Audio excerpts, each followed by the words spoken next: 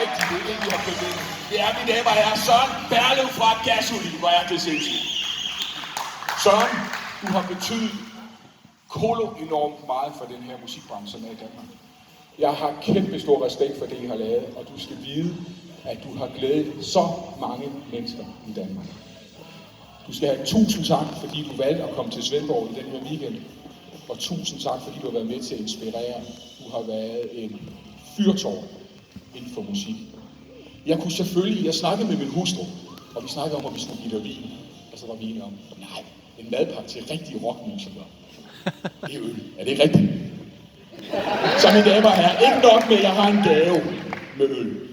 Jeg har snakket med Albani, og vi har fået lavet, mine damer og herrer, Albanis, ikke Odense Classic, men Percussive Classic 2023, med Søren Berlevs navn på!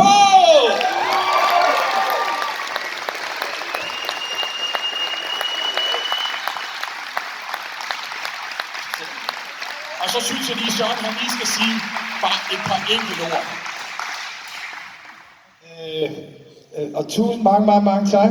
Men jeg har også altid kæmpet for at have et stort trommesæt. Fordi jeg synes bare, det er sjovere at leve på den måde. More fun. Så jeg er meget beæret. Så tænkte, hvad fanden? Nu skal jeg her. Men ja, det er hyggeligt, og det er rart at høre alle de der fantastiske, dygtige tromslærer, der er her. Og percussionister, og jamen altså. Hvad kan man forlange mere? Måske en større trommesæt. Mine damer og herrer, percussive live pris til Søren Berlev.